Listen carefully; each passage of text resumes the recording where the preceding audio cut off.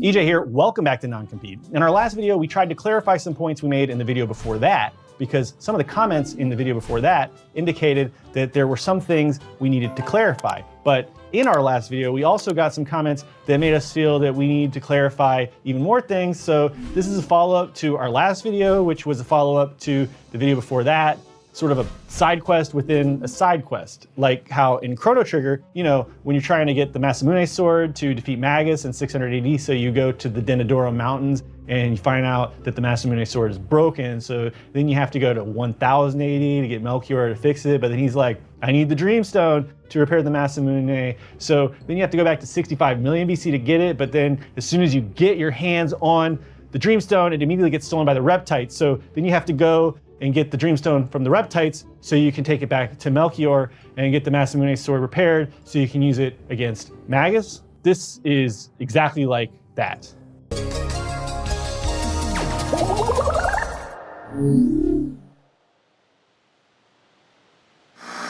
As with all of our videos, we will be using dialectical materialism as the philosophical foundation of our analysis. Dialectical materialism Could also be referred to as Marxist thought, because the philosophy was first developed by Karl Marx and Friedrich Engels. You don't need to be familiar with Diamat, and we'll do our best to explain things as we go along. If the ideas in this video appeal to you, you can take a much deeper dive into Diamat by reading our curriculum. You can get the free ebook at bohemianhouse.org. In our last video, we discussed how capitalists hold both economic and political power under capitalism. Unfortunately, some viewers were confused because we never clearly defined what a capitalist is, and we get that. Most people are not taught about capitalism from a Marxist perspective ever, so it makes sense that we would need to cover basic concepts more clearly and coherently, and in this video, that's what we're going to try to do. We're going to explain exactly what makes a person a capitalist, what distinguishes capitalists from workers, and why that distinction matters. So let's start with the basics. Capitalism, as a political economy, is driven by capital. Who will define for us the term capital? That is, in its economic sense. All right, Joan, suppose you define it for us. Well, money. Capital's money. That's right, but only partially right. So let's quickly review what money is, just so there's no confusion. Money is something we use to store value. We exchange money for goods and services. Money can be exchanged for goods and services. Woohoo! And money's been around for a long time, a lot longer than capitalism, and people have used a lot of different stuff for money. Gold, cattle, seashells, the list goes on. And for most of human history, money was just money, just a store of value that was used as a medium of exchange for trading stuff around. In order for money to become capital, human beings had to discover new ways of using it, a new way of relating to money. In the dialectical materialist framework, we define things by their relationships. And money, therefore, is defined by how humans use it and how it functions within human society. There's a huge difference, for example, between a dollar bill and a gold bar, even though they're both forms of money. And those differences come down to internal and external relationships of each form of money. A gold bar has intrinsic value because of the material it's made from, internal relations. Gold is valuable on its own as a material. Its value comes from both its internal composition and the ways in which people use it in society. So the internal relations of gold are ultimately what give it its value, but the external relations with society also matter. A dollar bill, on the other hand, is a little different. The material it's made from is pretty much valueless. There are some internal relations and characteristics of a dollar bill which can help it hold value, such as anti-counterfeiting measures, that sort of thing. But for the most part, the value of paper currency is derived from an external relationship which the dollar bill has with the government that prints it. A dollar bill is valuable because the state says it's valuable, and because society trusts the state, because people can use those dollar bills to pay for things like taxes, that sort of thing. Unlike gold, which gets its value from its internal relations, paper money essentially gets its value today from external relationships which exist in human society. And by the way, even during the gold standard, that was also the case. You had to trust the state when they said that they would give you gold in exchange for that dollar if you ever went to, cash it in. So now you can see that money is defined by both internal and external relationships. And it can take many different forms based on those relationships. Let's talk about how money is circulated now. One of the things that makes money money is how easily it can be circulated, how easily it can be transferred from one person to another, one place to another. Gold and silver, for example, have been used as currency for a very long time because they're relatively easy to transport and trade around, and you can store a lot of value in a small, thing, a coin or a gold bar or something like that. For most of human history, the circulation of money was straightforward and followed one simple pattern. Money was used to buy commodities, stuff people need to trade around, you can think of it that way, goods and services. And that's really all there was to it. In ancient times, if I wanted your stuff, I would trade my money for your stuff. Then I would take that money that I got from you and I would use it to trade for other stuff with someone else. And this is what we call traditional circulation. And traditional circulation was used for thousands of years in what we call traditional markets. Traditional circulation was efficient. It helped move goods where they were needed. If you made shoes and I made hats, I wouldn't have to trade a hat for shoes. I could sell my hat for money and use that money to buy your shoes. The money circulated from hand to hand was a convenient way to exchange commodities, goods, and services. Karl Marx called this traditional form of circulation the commodity to money to commodity mode of circulation, also known as CMC. With the CMC mode of circulation, money is just money. It's pretty simple and easy to understand how everything works. It's pretty transparent. And everyone in a CMC traditional market society uses money in pretty much exactly the same way. Centuries ago, whether you were a peasant, a merchant, noble, or a king, y'all used money the same way. You'd trade commodities for money, then use that money to buy other commodities. If you were a peasant, you might use money to buy a wooden spoon or a tankard of ale, peasant stuff. And if you were a king, you'd use it to buy king shit, like, I don't know, one of those golden sphere things with a cross on it, or an ermine cloak, or other things kings like to spend their money on. The point is, money was used to buy things people needed, commodity to money to commodity, and on for centuries. This changed around the end of feudalism. During this time, a group of people began to circulate money in a new way. Instead of just buying what they needed, they used money to buy and sell things on markets specifically so they could come out of the market with more money than they put in. Wealthy people started to realize that they could become more wealthy by setting up things like stock exchanges and joint stock companies. And over time, they developed strategies to invest money in things they could buy cheaply and then sell on for what they called a profit. This was the dawn of a new mode of monetary circulation, the capitalist mode of circulation. Marx identified this new form of circulation with the formula money to commodity to more money, or MCM prime for short. And this was a complete shift in how people related to money and commodities, and those who used the MCM prime formula became the world's first capitalists. Even to this day, there is a huge difference between the way most people use money, the CMC mode of circulation, versus the way capitalists use money, with the MCM prime mode of circulation. Instead of using money to buy things that they need, capitalists use money to speculate on things that they only buy so that they can turn around and sell it for a profit. They start with money, buy commodities, and then sell those commodities for even more money. Instead of working for a living, capitalists make money simply by investing money. They live entirely from the profits of capital investment, hence we call them capitalists.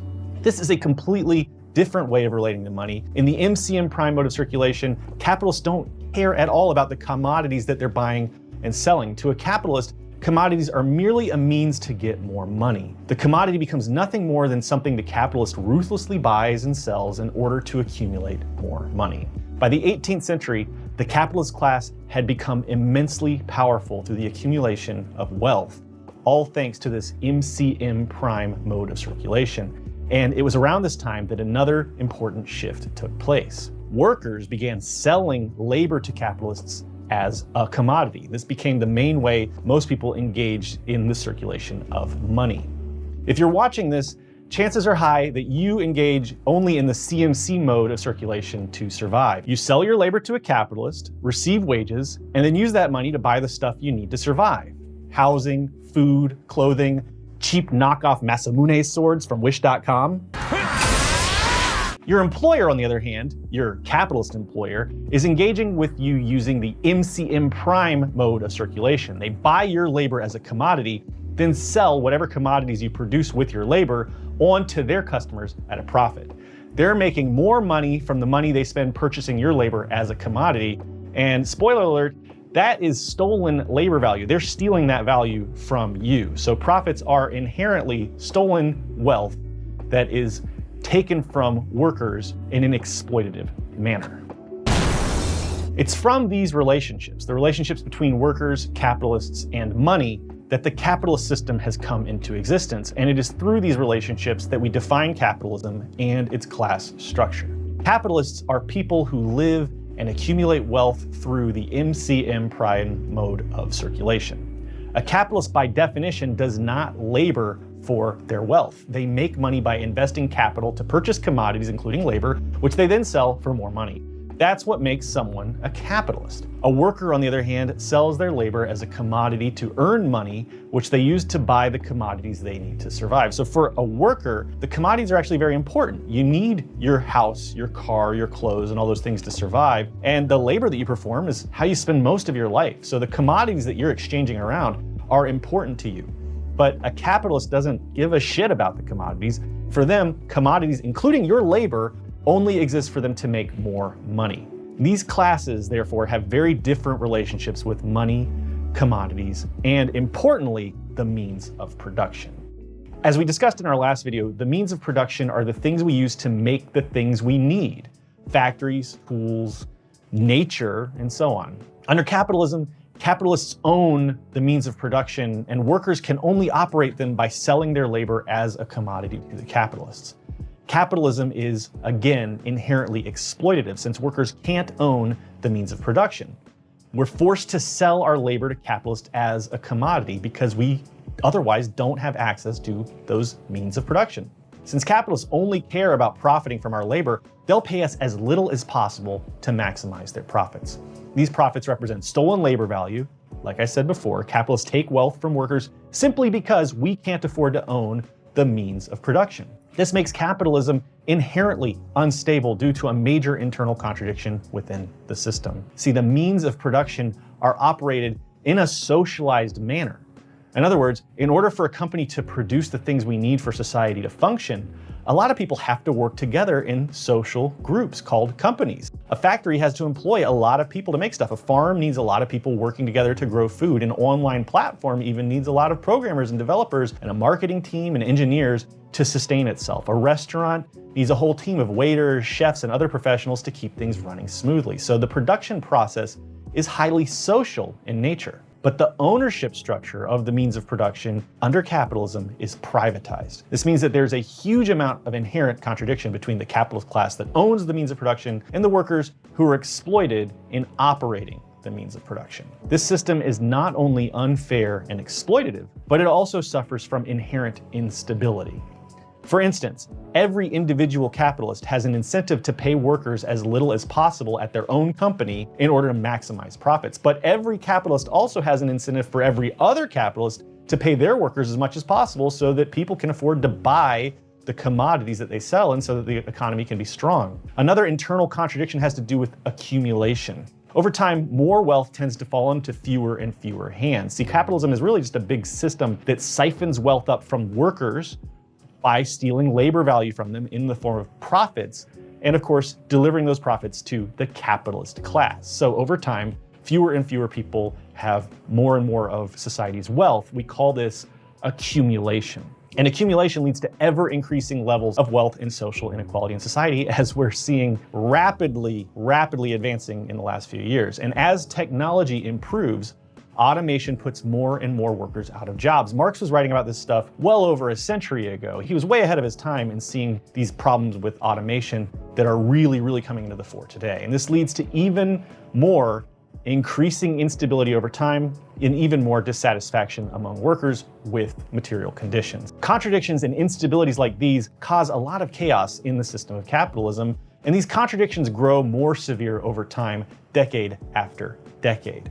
And eventually, these instabilities and inequalities will lead to the end of capitalism. A system like capitalism simply can't sustain itself forever. And, that should stand to reason, right? No system will last forever. One of the things I really don't understand about people who are apologists for capitalism is that, what do they think, that this system is the end of the line for humanity? This is the best we can do? This system is the best we can do? There's no imagination for something better? I've never really gotten that, at least as long as I've been class conscious. But of course, I also had that mindset myself for a very long time, so I guess I can't throw stones from this glass house. Anyway, this is all probably a topic for another video down the road. For now, we just want you to understand what makes a capitalist. And that's the capitalist mode of circulation, MCM prime. The relationship that capitalists have with money and with workers that they exploit and commoditize so that they can get more money, that's MCM prime. I hope we've also debunked the common myth that capitalists work oh so hard for their staggeringly disproportionate share of human wealth. When we as employees work for someone else, we're not selling our time, we're selling our services, our ability. When we get paid, if we save a little of our income, we're profiting. And we can become employers if we wish and if we can develop management capabilities. Many of America's greatest industrialists were employees who saved and developed their capabilities. A capitalist, by definition, does not labor for their money. I mean, sure, some capitalists do go and show up at an office or whatever, and they work every day. They do perform labor, but they do not perform wage labor. This is not an essential way that they secure their fortunes. Jeff Bezos, for instance, retired from Amazon. He hasn't worked at Amazon for years, but he still rakes in millions and millions of dollars every month simply because he owns so much of Amazon. That means he is engaging in the MCM prime mode of circulation. And he was all along, by the way, or at least as long as Amazon was delivering him so many profits that he didn't need to work. I want to thank every Amazon employee and every Amazon customer, because you guys paid for all of this. It's also true that some billionaire capitalists started out as petty bourgeois entrepreneurs. And now is a good time to explain the role of the petty bourgeoisie. See, the petty bourgeoisie, they are just people who own their own small means of production, but they also have to work for a living in order to keep the company running. Petty just means small in French, and sometimes people call it petite bourgeoisie, but I think petty sounds funnier because petty bourgeois people are pretty petty. Some petty bourgeois business owners are downright poor. Think of a mom and pop running a little pizza shop and struggling to make ends meet. They might employ workers, and they might make some money from the investment that they made in the pizza shop, but they also have to perform labor to get the commodities that they need to survive. Keyword, they have to. When Elon Musk shows up to work, it's not because he has to. If he stopped working for Tesla or SpaceX tomorrow, believe me, both companies would continue running just fine without him. Probably these days, they'd do better without him. And he would keep profiting from them through that MCM prime mode of circulation. This is the key distinction between a petty bourgeois business owner and a bourgeois investor. The petty bourgeoisie mix CMC and MCM prime circulation. They hover kind of in the middle, in the brink between the working class and the capitalist class. They invest some money here, they put in some labor there, all to make ends meet. And yeah, they can get wealthy that way. Many petty bourgeoisie do indeed employ and exploit a lot of workers and take a lot of profits from them. But what makes them petty bourgeoisie and not bourgeoisie is the fact that they must also perform labor and pay themselves wages from their own company for that labor. This is what the petty bourgeoisie is in essence. They have a small amount of capital, but not enough to transition fully into that MCM prime mode of circulation. A capitalist, again, by definition, only engages or only must engage in the MCM prime circulation to survive and thrive, always accumulating more capital. That accumulation is also key. That's also part of what makes the capitalist class the capitalist class. They invest the profits from the capital that they've invested into more capital, leading to massive fortunes without any necessary labor input, and that's an important distinction. Occasionally, a petty bourgeois entrepreneur may get lucky and transition into the capitalist class. It's rare, but it does happen. Most businesses, by the way, fail under capitalism, so this is pretty rare. But for example, let's say that our mom and pop shop example, the pizza shop, becomes extremely successful. If mom and pop expand into a chain and generate significant wealth, they may be able to stop working. They could then reinvest the profits that they're making from their pizza business into other ventures and stocks and other assets to generate even more wealth over time. And at that point, they would be engaging in MCM prime circulation. And at that point, they have effectively become capitalists. Keep in mind, this doesn't happen often because the amount of money needed to become a capitalist is enormous. And while we're on the subject, let's dispel another myth. The idea that anyone who invests in the stock market is, by definition, a capitalist. If we do not develop into employers, we still can become producers or capitalists by investing our surplus, our savings, in some enterprise which is producing something. 18 million ordinary Americans own stock in businesses and industries. You as a worker might have a Robinhood account. You might have some money socked away in a 401k. You might even get lucky and make a few $1,000s here and there on some meme coin you learned about on Reddit. But dabbling in speculative investment, like on such a small scale, does not make you a capitalist any more than Elon Musk f***ing around at Tesla factories for fun makes him a worker. If you depend on working for a living, if your survival essentially relies on your labor, then you are part of the working class. In dialectical materials analysis, we distinguish between essence and phenomena. That's something you have to understand to really wrap your head around this. Essence refers to the internal relationships that define something's true nature, while phenomena are external, observable characteristics of something. For example, a cloud might look like a fluffy, cottony white thing. That's the phenomena, that's what we observe, but its essence, what truly makes it a cloud, is basically water vapor. The internal relationships that define a cloud is the accumulation of water vapor in the atmosphere. Phenomena can be misleading. A child might think a cloud would feel like cotton if you touched it. That's misleading phenomena. A few big winners at a casino, as another example, might suggest that casinos are places where gamblers win money. If you only ever talk to people who won money at casinos, you might think, oh, okay, if I ever want to get a lot of money, I'll just go to a casino and win a lot of money. But if you then carefully investigate and analyze the internal relationships of casinos, you'll quickly come to understand its essence is much different than what you thought from just talking to those big winners. You will learn, in fact, that casinos essentially exist in such a manner that the house almost always wins, even if a few individuals might occasionally strike it rich. There might be some contradicting phenomena, but in essence, a casino is a place where people lose money gambling. Essence and phenomena share a dialectical relationship. They depend on and define each other. Essence determines phenomena because something must have a stable form to be observed. Phenomena, in turn, can influence essence, particularly in human interaction, since phenomena are how we perceive and engage with the world. This brings to mind another confusing aspect of capitalist class society.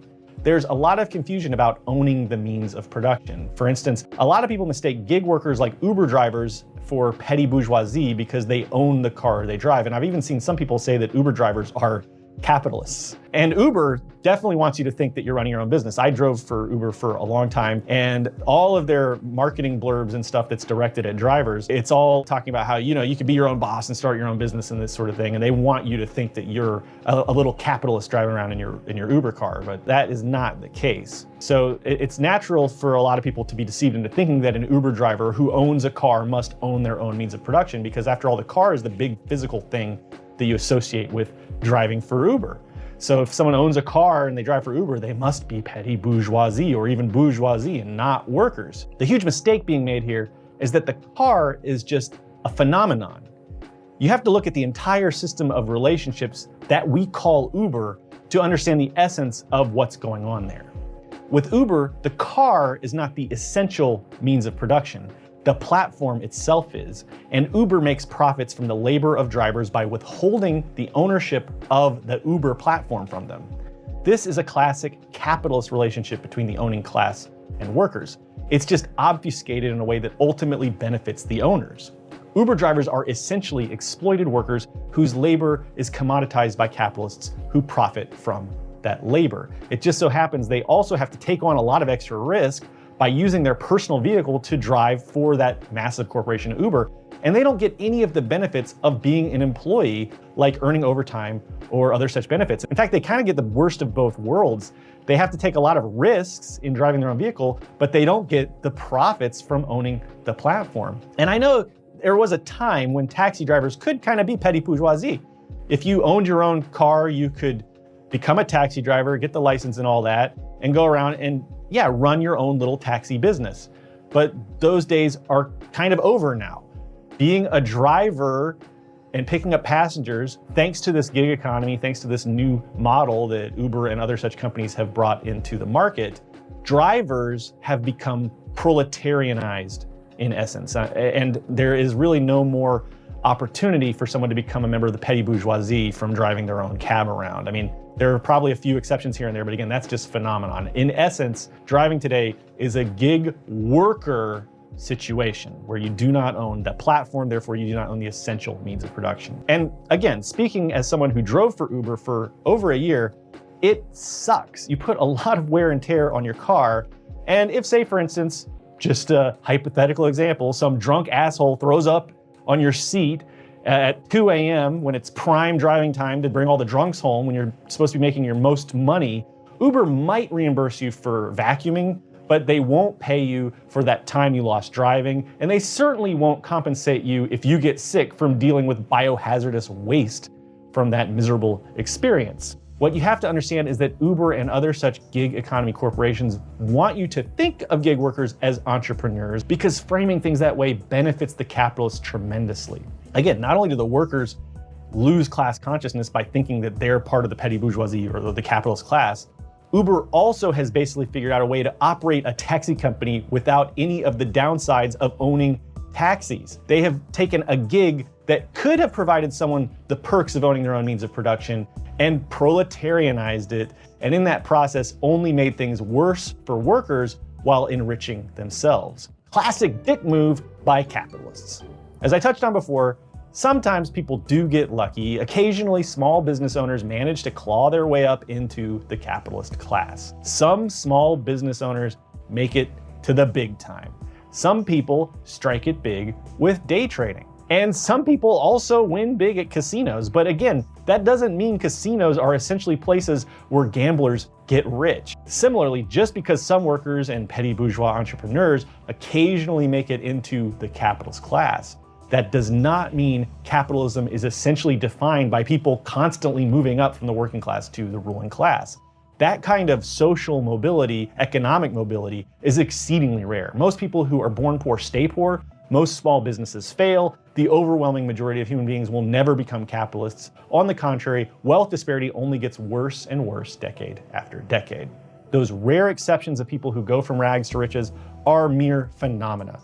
They don't describe the essential functioning of capitalism under normal circumstances. Nonetheless, capitalists love to leverage exceptional stories of mom and pop shops going public or day traders accumulating enough wealth to become capitalists because they contribute to the mythology that capitalists pull themselves up by their own bootstraps. It's not been easy for me. It has not been easy for me. And, you know, I started off in Brooklyn. My father gave me a small loan of $1 million. Similarly, the fact that a lot of capitalists like to show up at the office to boss people around is often used to reinforce the myth that capitalists work hard for what they have or that capitalism is some kind of meritocracy. But the truth is that people like Zuckerberg, Bezos, Musk, the people who have way too much wealth are all just going to work as basically a glorified hobby. They're doing it for fun or propaganda purposes or to schmooze with other oligarchs to build and cement their own power. To put it another way, capitalists may perform labor and they may even work hard and for long hours, but that labor is not wage labor. Any labor performed by a capitalist is completely distinct from the labor performed by the working class. Workers work so that they can earn enough money to survive. And the labor of workers is exploited by capitalists for profit. None of that is true for capitalists. Any given capitalist could stop working right this moment, never work again, and they would continue to rake in profits because those profits constitute money that was obtained through MCM prime circulation and through the exploitation of workers. This is what defines a capitalist as a capitalist, and this point is crucial for workers, for you, to understand, because this is the foundation of class consciousness. Understanding your role in capitalism, your relationship with money, the means of production, and the ruling class. Understanding how all these components of the capitalist political economy come together to reinforce the oppression and exploitation that we all suffer under in this system called capitalism. Capitalists spend a lot of money on propaganda to deceive workers into thinking that the capitalist system benefits them. Untold billions of dollars have been expended by capitalists, and the bourgeois state itself has designed our entire education system around spreading misinformation about the capitalist system. Capitalists like Elon Musk take great pains, even going so far as to cheat at video games to make us feel like they're just like us. Capitalists like Jeff Bezos buy up entire media corporations so they can push an agenda that's pro-free market and to drown out voices that are critical of the capitalist political economy or of themselves as individuals, as we've seen recently. Elon Musk didn't buy Twitter to profit from it. He bought it to control the information that flows through the platform. We have a video on that if you'd like to see it, link in the description. He bought Twitter to suppress information that contradicts his agenda and to promote his own distorted vision for society. These are things capitalists can do because they've accumulated so much wealth through the MCM prime mode of circulation. And these are just some of the ways capitalists wield overwhelming power and control over our society. But there is hope. If workers come to understand the way this system works en masse, then we can build up power of our own. And that is because while the capitalists might own the means of production, we as workers control and operate the means of production. And if enough of us learn the true nature of this exploitative system, then we can together shut it down and build a new society. We can, and we must, seize the means of production for ourselves. But that will never happen so long as workers are suppressed by false consciousness and fail to see capitalism and the capitalist class for what they truly are. We must build class consciousness, and all that means is we have to understand how this system truly functions. We have to understand our role under capitalism. We have to understand the capitalist's role under capitalism and the relationship that we have with each other and with the means of production. Once we have a critical mass of class consciousness, social revolution will come and a much better future for the working class will follow. In fact, that's how we get to building a stateless, classless society. But we'll explain all that in future videos. For now, I hope you found this information useful, and if you did, I hope you'll consider sharing it with a friend, a family member, or a fellow worker. If you want to learn more about these concepts, we do have a whole curriculum on dialectical materialist philosophy that you can find at banyanhouse.org/shop. The ebook is completely free. You can get this print copy if you want to support us, or you can print it out yourself. It's also on archive.org, Z Library, and a lot of other places. Part 2 of this curriculum, focusing on historical materialism, is coming soon. It's going to dive deeper into the sort of stuff we talked about today, into how capitalism functions and how we can move beyond it. If you want to learn more about that, join our free Patreon tier and you'll be notified when that comes out. For now, I'm EJ. This is Non-Compete. Thank you so much for watching. We will see you next time. Take care of each other. And I guess I finished my side quest. Time to go on the main adventure. Or maybe we'll just skip to Lavos. Bring it on, Lavos! I ain't as scared of you. Lavos, of course, here is a metaphor for the capitalist class.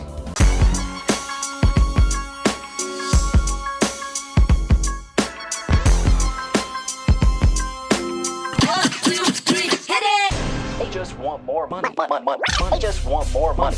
CMC, MCM. Circulate, then do it again. I'm a worker and I need stuff. That makes me in working class pretty tough. I go to work for a little bit of pay, then I buy some food and go back the next day. I sell my labor as a commodity because I gotta get money so I can't eat. The general formula of capital, be sure you learn it by heart. Your boss likes some money to make some more money, but you play labor becomes a commodity which you sell for money to live. Your boss says you owe him cause he took a big risk, but how much do you gotta give? Listen up! CMC, MCM, circulate, then do it again. I'm a capitalist and I'm in charge. I'm counting my cash and living large. I buy your labor at a discount rate. There's all the things you make for profit, and isn't that great? For me, anyway. Circulate. Circulate. CMC, MCM, circulate, then do it again. CMC. Commodity to money to commodity. MCM. Money to commodity to money. Circulate. They just want more money.